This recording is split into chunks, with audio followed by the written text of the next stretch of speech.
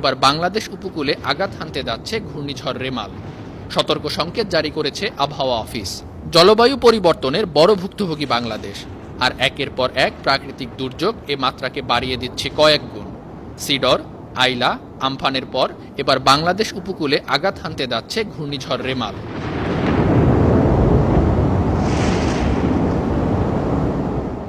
আবহাওয়াবিদ doctor Muhammad Abul Kalam Mallick বলেছেন, বঙ্গোপসাগরে সৃষ্ট সুস্পষ্ট লঘুচাপটি পরিণত হয়েছে নিম্নচাপে। শক্তি সঞ্চয় করে বাংলাদেশ উপকূলে আছড়ে পড়তে পারে রোববার। অন্যদিকে ভারতীয় আবহাওয়া অধিদপ্তর বলছে, ২৬ মে ঘূর্ণিঝড়টির অগ্রভাগ বাংলাদেশ উপকূলে আছড়ে পড়বে।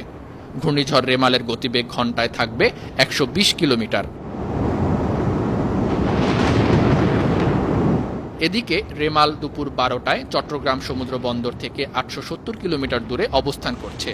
কক্সবাজার থেকে ৮০৫ কিলোমিটার, মোংলা থেকে ৮২৫ কিলোমিটার আর পায়রা সমুদ্র বন্দর থেকে অবস্থান করছে ৭৯০ কিলোমিটার দূরে। রেমালের প্রভাবে উত্তাল হয়ে উঠেছে বঙ্গোপসাগর। জারি করা হয়েছে সতর্ক সংকেত। মোকাবেলায় নেওয়া হয়েছে ব্যাপক প্রস্তুতি। মাছ ধরার ট্রলারগুলোকেও উপকূলে চলে আসার নির্দেশ দেয়া হয়েছে। রেমালের ভয়াবহ হুমকি মোকাবিলায় জেলায় জেলায় প্রশাসন নিয়েছে ব্যাপক প্রস্তুতি।